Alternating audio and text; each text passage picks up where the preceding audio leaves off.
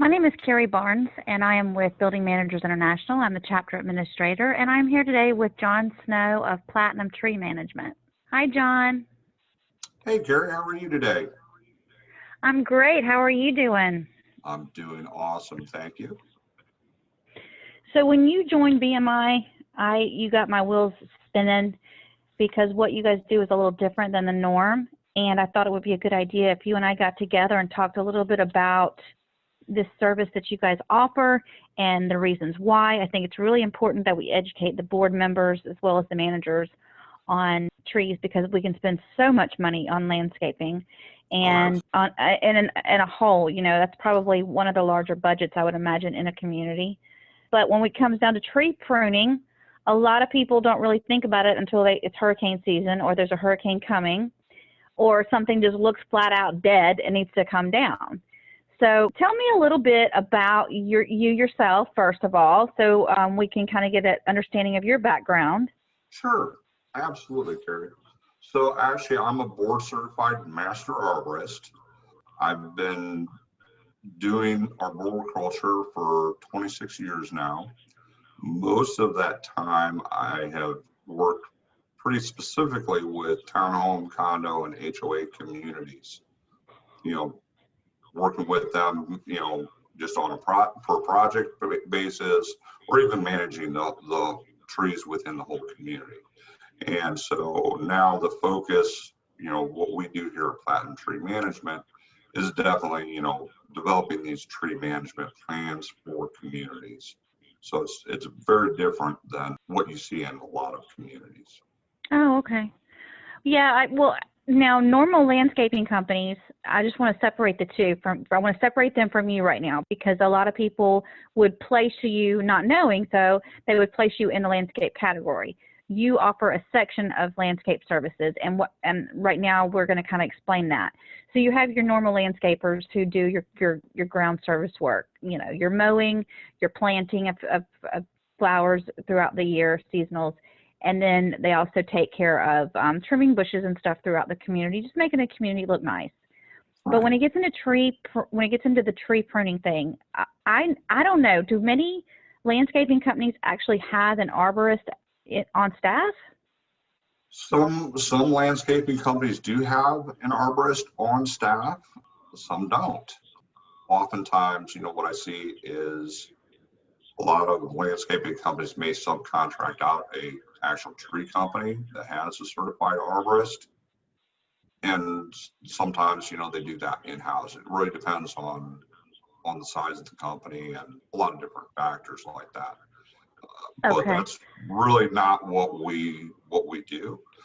We're not involved in the actual service side of that. So you have your landscaping companies that, like you said, they maintain the property, they do the mowing, the trimming the shrubs and things like that.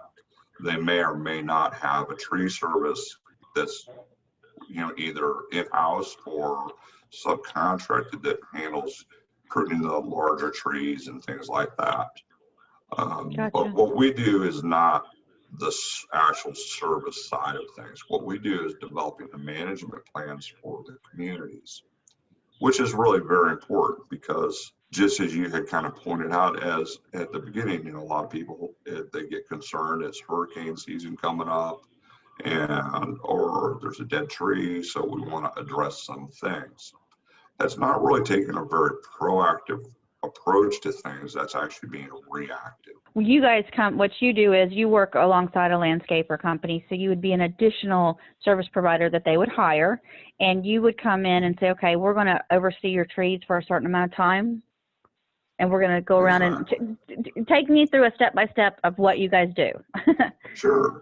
Well, first thing that we do is we actually go in and qualify the community.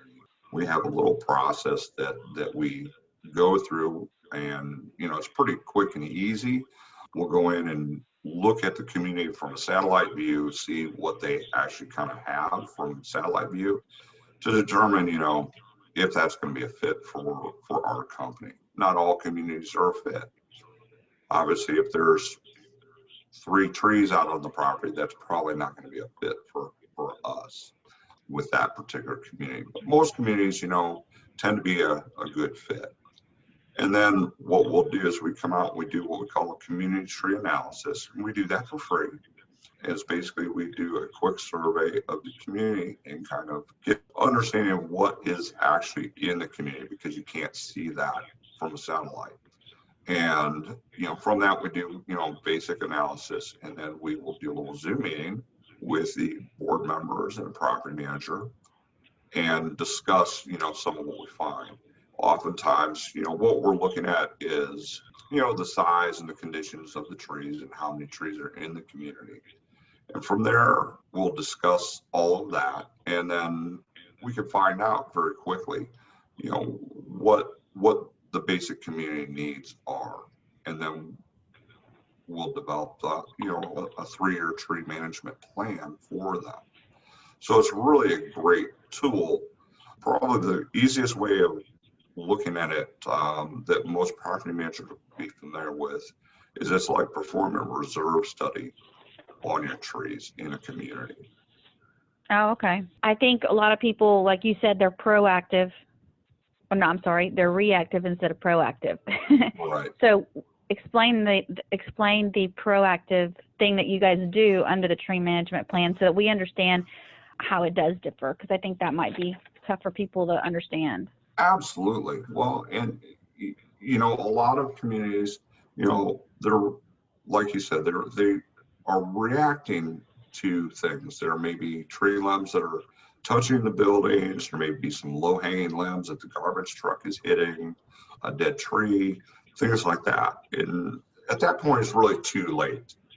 You have, you want to try to get ahead of the problem and develop a plan. Because what will happen is by taking a proactive approach, you actually are going to have the ability to kind of pinpoint things and target things, and then you can adjust your budget accordingly. So it really becomes a great budgeting tool for the communities. I think a lot of times trees are dead and we don't even know it yet, right? Well, that's it, So this is a community here in Tarpon Springs that, probably about the last 15 years, they have done an extensive amount of tree work. And I mean, every year they've been spending anywhere from, $10,000 to $20,000 a year just maintaining the trees. Okay. Wow. And I mean, as you can see, this community here is very populated with trees. So the cool thing about it is what we do is we go in and we analyze all of the trees within the community. Okay. The health of the trees. Pardon? Do you analyze you look at the health of the trees themselves, right? We're looking at the health, the condition, the size. There's really about 35 to 50 points of data that we collect on each individual tree as we're going in and analyzing the trees in the community. So what ends up happening is you start with this and you end up with this.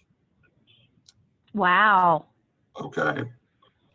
And the cool thing here is this becomes a tool that the board can take and utilize to develop their budgets and planning. So they know exactly where to go and what needs to be done on those individual trees. So you can see, like I said, this community has had tree work done for many, many, many years. But you can see in here all the red pins in the community. What does that mean? Those are items in this particular community which we identified that really needed immediate need. Okay, within this year, basically. And the stuff that are the yellow pins are lower priority items and stuff. So what this community has been able to do this year has been able to go in and address all these red items. And a lot of that stuff were tree limbs that were still continuing to touch buildings, or there was large pieces of dead wood over the building, some structural issues, things like that needed to be addressed. So those are not all tree removals. In fact, there's really only, I think, 3 trees in there that needed to be removed. Most of this was actually pruning that needed to be done. Okay. Tree removal, is that an expensive process? I would imagine it is. Tree removal can be very expensive. It depends on the size of the tree, the location of the tree, and what all is underneath the tree. The level of complexity can increase pretty quickly. So, you could be looking at, in some cases, several thousands of dollars to remove a tree. Wow, yeah. It just makes good sense to have a plan going forward for these communities, something along like this, where they're able to actually plan these things. One of the things that we do as part of this whole process is we're actually developing, the scopes of work that need to be done on each individual tree. And we're actually attaching with that the time frame that we estimate that work would take. So this is a real tool that the boards and property managers can use and say, okay, we know that this is going to take 6 hours to do all of this work. Let's go ahead and put this out to bid. We're going to call up 3 different qualified service contractors and have them come out and give us estimates on this work. So number one, you're getting apples to apples comparisons. You already know what kind of a time frame you're looking at, so you can really kind of hone in on things and make sure that the contractors are actually bidding on the actual work that needs to be done. One of the things we see oftentimes in communities is pruning is not necessarily pruning. Just as a general rule of thumb, we want to be doing pruning on the outside third of the canopy of a tree, because that's the actively growing part of the tree. And a lot of times what you see is contractors come in and they're just taking off some lower limbs and just getting some of this interior stuff, opening it up. And while that can be good in certain instances, that's not necessarily maintaining that tree. Does that make some sense? It does. I was going to say, when you get down to this, so you guys provide almost like a printout that they can basically just email off to different contractors to get their bid on, so that and you tell them stick to this only and we'll go from there. Exactly. That's actually very helpful. Absolutely. It's like having a blueprint. If you wanted to re-landscape the front entrance of a larger community, you're going to go out and hire somebody to put together a plan for that. You're not just going to go and say, okay, let's go plant some flowers and some bushes and not know what those are, and you get this hodgepodge result. You're actually going to have a design for that front entrance that's going to lay out what plants are going to be planted in there, what flowers are going to be put in there, what grasses, how many of each, what sizes, all of these different little components that go into a landscape design. And then you would put that out for a quote to get the actual work done. And so in essence, this is very much the same sort of a thing, but for trees. That makes sense. It's just, you're separating. I think so many times people don't separate the two, the ground from the trees. And absolutely, in this instance, if in a community like this that you're showing here, it's almost essential. Your services to them are essential. And I could see where some communities may not qualify if they don't have a lot of trees. You guys also do palm trees too, as well?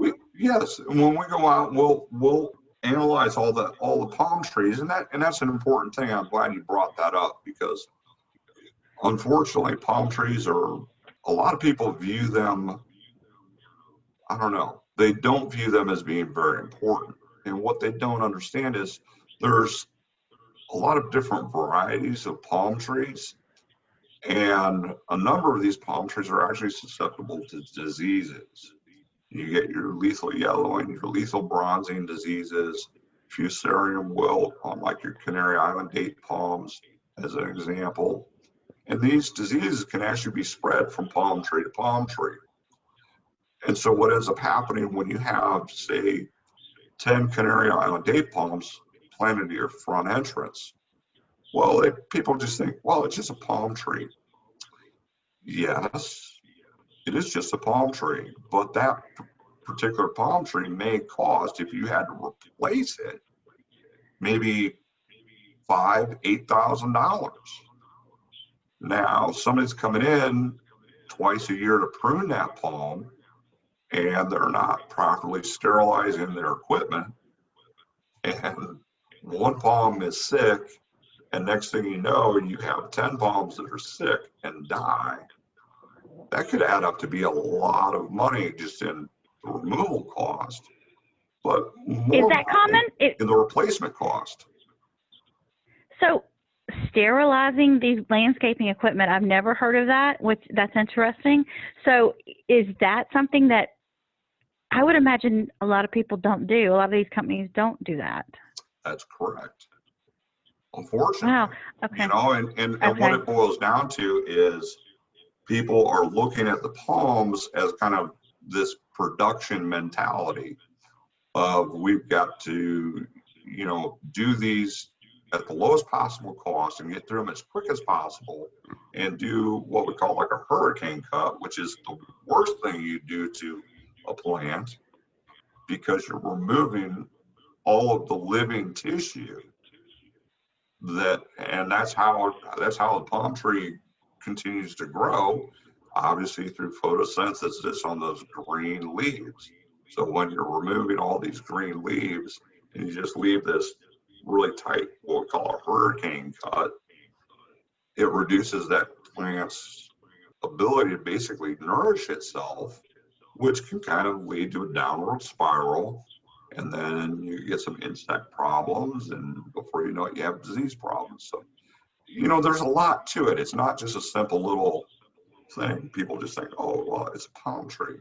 We recently brought in BMI does a thing called Back of House, where we will go into a community with several of our service providers and just educate them specifically on certain topics that they're interested in, because the managers request the topics that they want to hear about.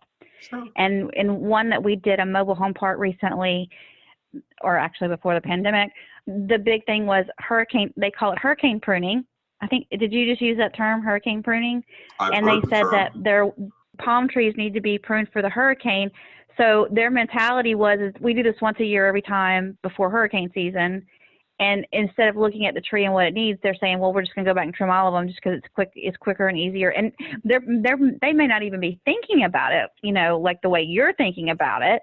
Exactly. But it sounds like with what you guys do, it wouldn't be something, they would be able to scratch that whole hurricane pruning process, because you're going to be doing this on a regular basis, right?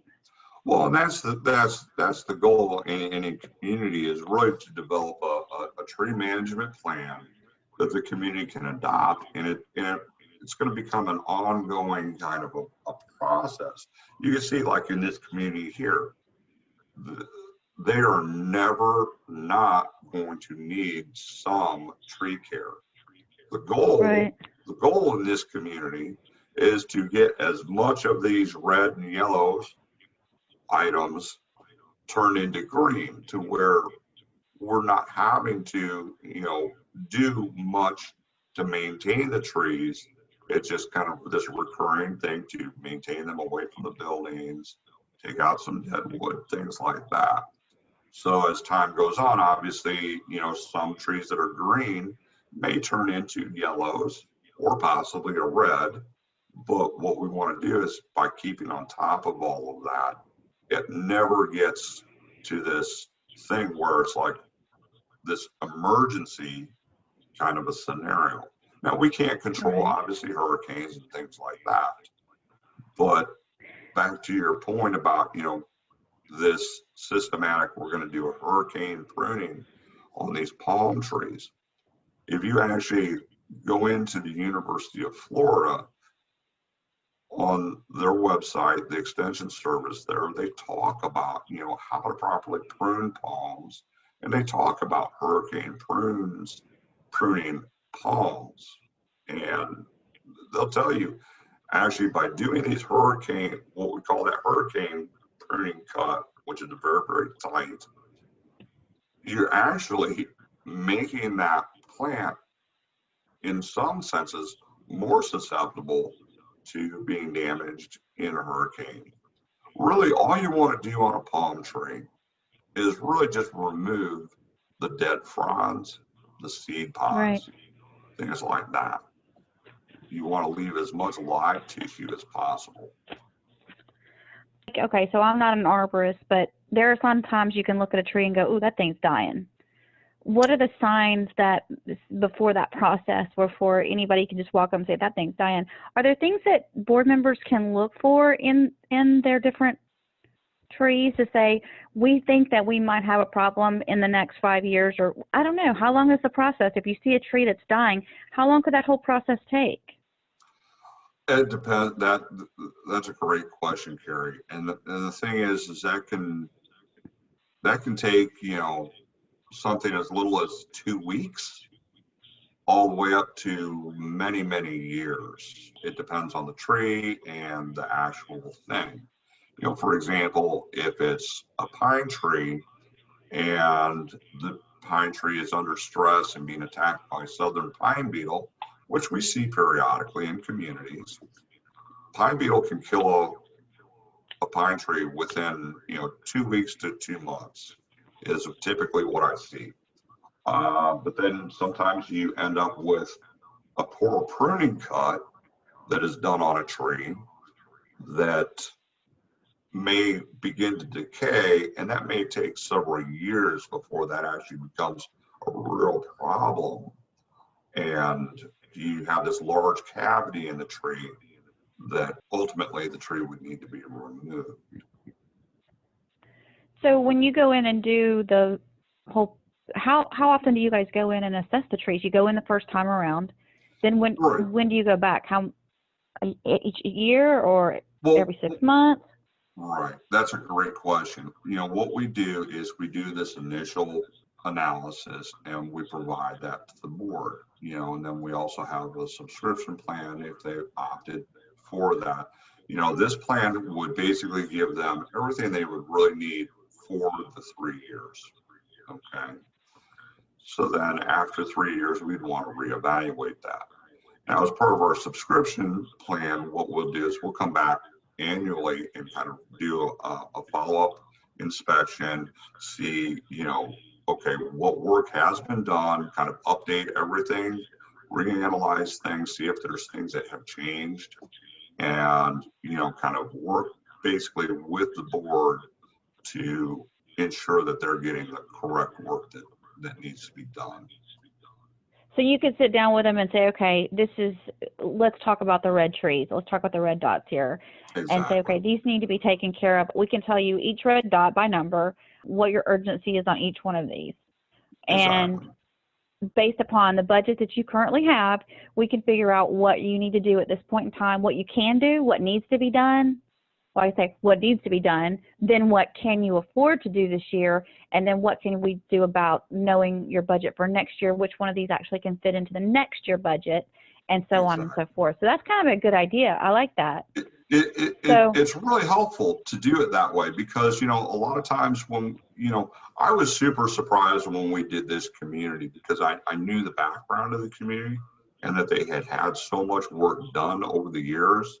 So I was really surprised to see the amount of red pins in here. You know, the yellows weren't so surprising.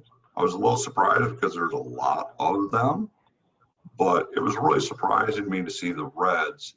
And it's like, that's pretty interesting because, you know, as you walk through a community, you know, typically, you know, in a traditional, more reactive approach, a lot of times the board may identify, you know, a dead tree or a few problems.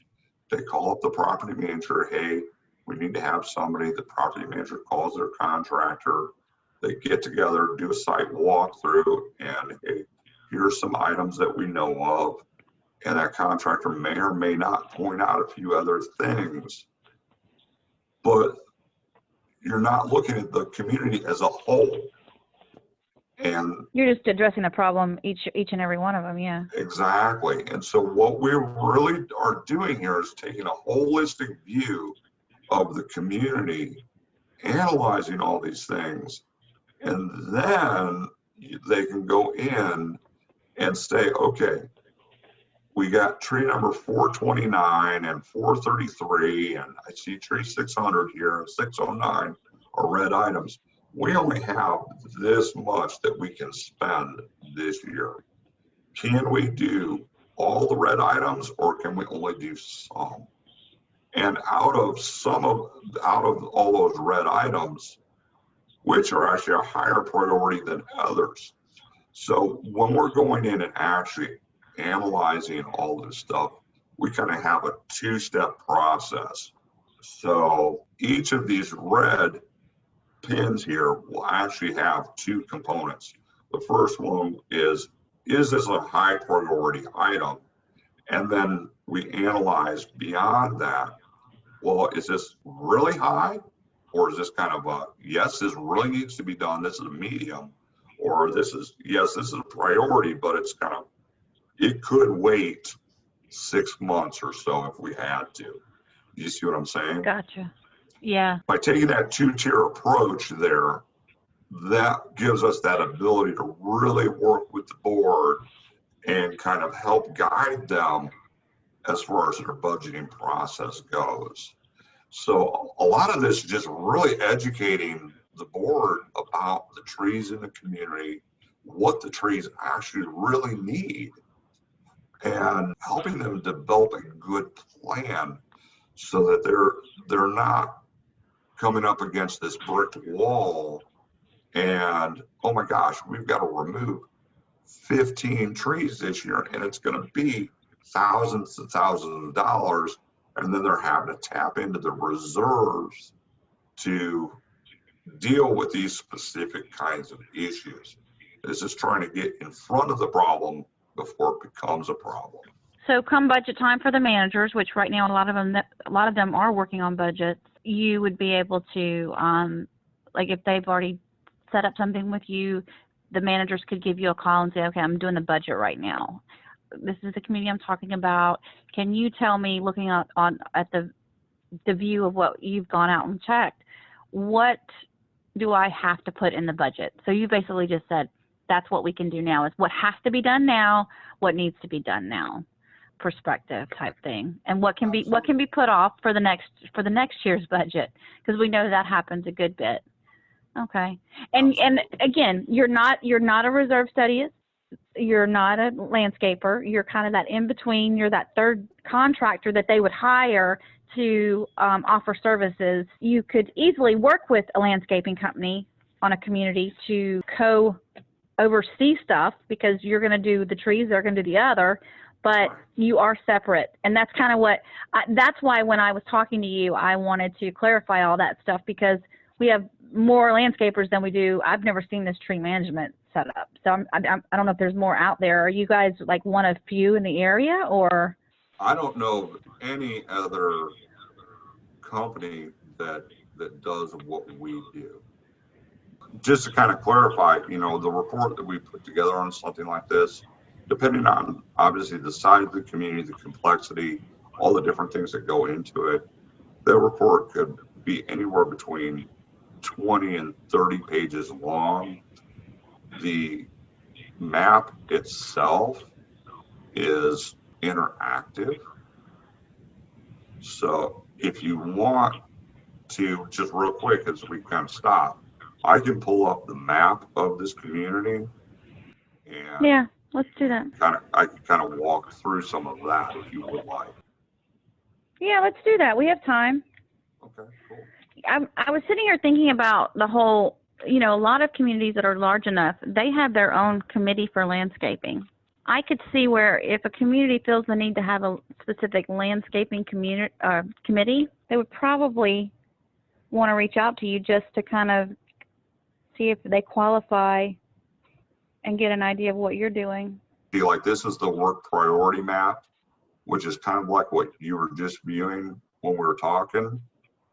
I mean, yeah. That is actually, it's the same map, it's just a different angle, different view. But then we have like tree condition, the life expectancy of the trees. We identify the trees. Hey, I was right. There's 3. Trees that present a risk, trees that need to be re-inspected, trees with vines. Then we kind of broke out some cluster areas, and then what we call our community feature trees. So let's look at that map, because that's kind of a cool map. Okay. Now, what do these purple dots mean? So Carrie, right here, you know, what we have on this map is what we call our feature trees in the community. And this is just kind of an example. One of the things that we do is we, you know, it's not just one map, one list of things that we develop. We are actually looking at, like I said, we're collecting data on like 35 to 50 different points on each individual tree. And so this particular map talks about feature trees, which is those kind of trees that are really dominant in the community, have special value, are really important to that community. So you can see, like on this particular tree here, as I click on that, we can actually pull up a photo of this tree. Now, they can access this or no? This is just for your access. They can access this. So the board can actually go in and, like on all those red pins, like on that other map that I was showing you, that was just a static picture. But what the board actually receives is going to be something that they can actually interact with. So they can go in that's cool. Click on that pin and say, you know, what is this? And click on that button and it'll pull up all the information about the tree. It will pull up a picture of the tree, and you can see this is a featured tree in that community. I mean, this is a huge live oak that obviously if this community were to lose that tree, that would be a problem. So when you're putting these together on this proposal that you're giving them, you're able to say, okay, this is in section whatever, A, B, or C of the community.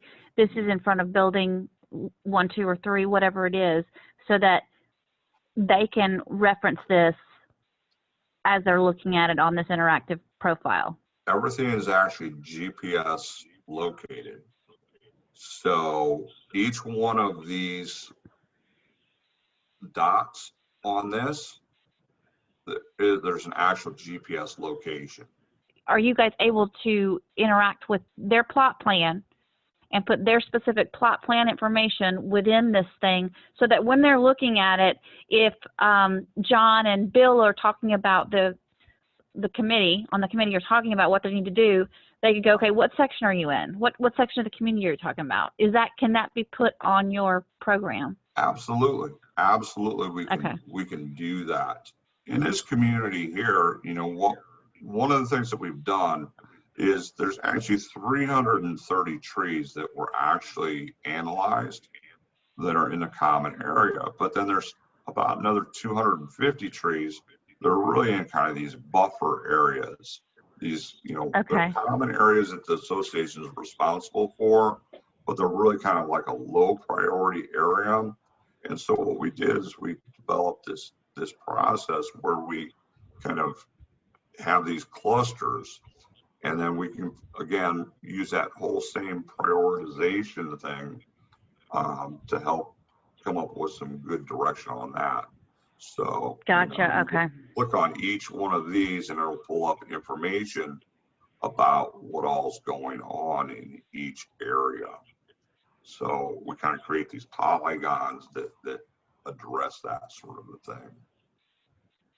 We can do overlays and stuff too. It all depends on what the community has available. We want to thank you for being here today because this helps a lot. And anybody that has a landscape committee, this might be a video that they need to watch. I'm going to put John's information, his website, his contact information, email address on the end of this webinar or this video so that you may contact them directly and see if your community is a fit for them. This is neat stuff. But if you're on a landscaping committee, you probably definitely need to at least make a phone call and see if this is something that you guys want to look at. Thank you so much, John. Really appreciate you being here. Awesome. Well, thank you so much, Carrie. Really appreciate you taking the time to have me here today. And I'm hoping that, you know, if anything, hopefully some people got some good ideas from all of this that can help them out in the future. I hope so. I will see you soon at an upcoming BMI event, correct? Yeah, I'm planning on coming to the luncheon this month. Awesome. Okay, well, thank you. And you have a wonderful week. You too. Thank you.